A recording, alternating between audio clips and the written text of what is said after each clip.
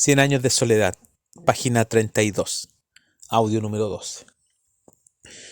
Así continuaron viviendo en una realidad escurridiza, momentáneamente capturada por las palabras, pero que había de fugarse sin remedio cuando olvidaran los valores de la letra escrita.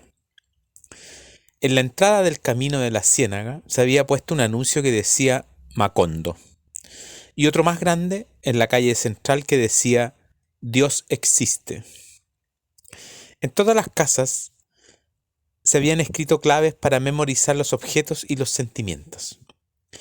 Pero el sistema exigía tanta vigilancia y tanta fortaleza moral que muchos sucumbieron al hechizo de una realidad imaginaria, inventada por ellos mismos, que les resultaba menos práctica pero más reconfortante.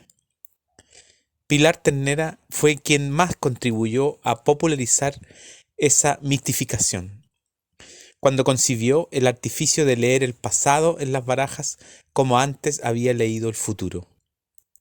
Mediante ese recurso, los insomnes empezaron a vivir en un mundo construido por las alternativas inciertas de los naipes, donde el padre se recordaba apenas como el hombre moreno que había llegado a principios de abril y la madre se recordaba apenas como la mujer trigueña que usaba un anillo de oro en la mano izquierda, y donde una fecha de nacimiento quedaba reducida al último martes en que cantó la alondra en el laurel. Derrotado por aquellas prácticas de consolación, José Arcadio Buendía decidió entonces construir la máquina de la memoria que una vez había deseado para acordarse de los maravillosos inventos de los gitanos. El artefacto se fundaba en la posibilidad de repasar todas las mañanas y desde el principio hasta el fin la totalidad de los conocimientos adquiridos en la vida.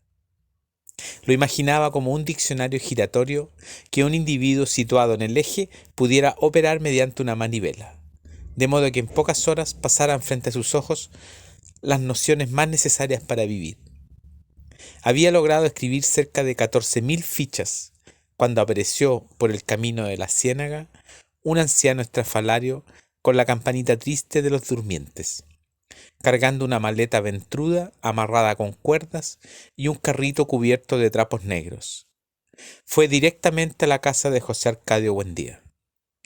Visitación no lo conoció al abrirle la puerta, y pensó que llevaba el propósito de vender algo, ignorante de que nada podía venderse en un pueblo que se hundía sin remedio en el tremedal del olvido. Era un hombre decrépito. Aunque su voz estaba también cuarteada por la incertidumbre y sus manos parecían dudar de la existencia de las cosas, era evidente que venían del mundo donde todavía los hombres podían dormir y recordar. José Arcadio Buendía lo encontró sentado en la sala, abanicándose con un remendado sombrero negro, mientras leía con atención compasiva los letreros pegados en las paredes. Lo saludó con amplias muestras de afecto, temiendo haberlo conocido en otro tiempo y ahora no recordarlo.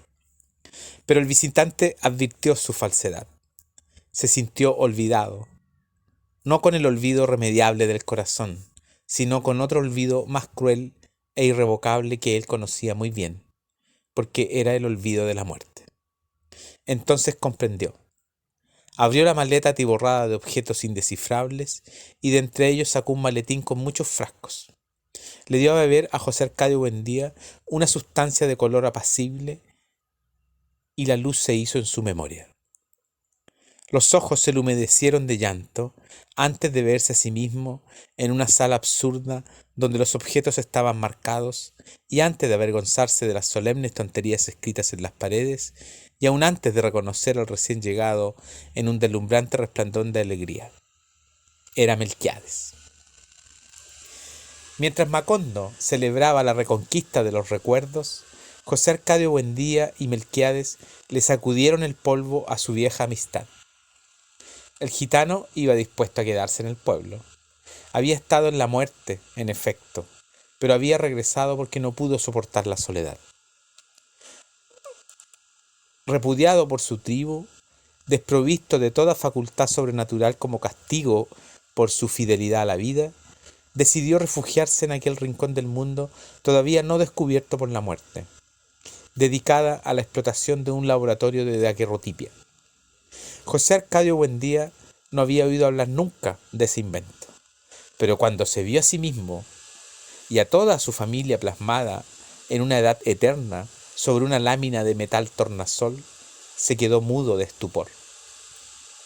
De esa época databa el oxidado daguerrotipo en el que apareció José Arcadio Buendía con el pelo erizado y ceniciento, el acartonado cuello de la camisa prendido con un botón de cobre y una expresión de solemnidad asombrada, y que Úrsula describía muerta de risa como un general asustado. En verdad, José Arcadio Buendía estaba asustado la diáfana mañana de diciembre en que le hicieron el daguerrotipo, porque pensaba que la gente se iba gastando poco a poco a medida que su imagen pasaba a las placas metálicas. Por una curiosa inversión de la costumbre, fue Úrsula quien le sacó aquella idea de la cabeza, como fue también ella quien olvidó sus antiguos resquemores y decidió que Melquiades se quedara viviendo en la casa, aunque nunca permitió que le hicieran un daguerrotipo porque, según sus propias palabras textuales, no quería quedar para burla de sus nietos. Aquella mañana vistió a los niños con sus ropas mejores, les empolvó la cara y les dio una cucharada de jarabe de tuétano a cada uno para que pudieran permanecer absolutamente inmóviles durante casi 2 minutos frente a la aparatosa cámara de Melquiades. En el daguerrotipo familiar, el único que existió jamás, Aureliano apareció vestido de terciopelo negro entre Amaranta y Rebeca. Tenía la misma languidez y la misma mirada clarividente que había de tener años más tarde frente al pelotón de fusilamiento. Pero aún no había sentido la premonición de su destino. Era un orfebre experto, estimado en toda la ciénaga por el preciosismo de su trabajo. En el taller que compartía con el disparatado laboratorio de Melquiades, apenas sí se le oía respirar. Parecía refugiado en otro tiempo, mientras su padre y el gitano interpretaban a gritos las predicciones de Nostradamus. Entre un estrépito de frascos y cubetas y el desastre de los ácidos derramados y el bromuro de plata perdido por los codazos y traspiés que daban a cada instante. Aquella consagración al trabajo, el buen juicio con que administraba sus intereses, le habían permitido a Aureliano ganar en poco tiempo más dinero que Úrsula con su deliciosa fauna de caramelo. Pero todo el mundo se extrañaba de que fuera ya un hombre hecho y derecho y no se le hubiera conocido mujer. En realidad, no la había tenido. Meses después volvió Francisco el Hombre, un anciano trotamundo de casi 200 años que pasaba con frecuencia por Macondo divulgando las canciones compuestas por él mismo. En ellas, Francisco el Hombre relataba con detalles minuciosos las noticias ocurridas en los pueblos de su itinerario, desde Manaure hasta los confines de la ciénaga. De modo que si alguien tenía un recado que mandar a un acontecimiento que divulgar, le pagaba 2 centavos para que lo incluyera en su repertorio. Fue así como se enteró Úrsula de la muerte de su madre por pura casualidad. Una noche que escuchaba las canciones con la esperanza de que dijeran algo de su hijo José Arcadio.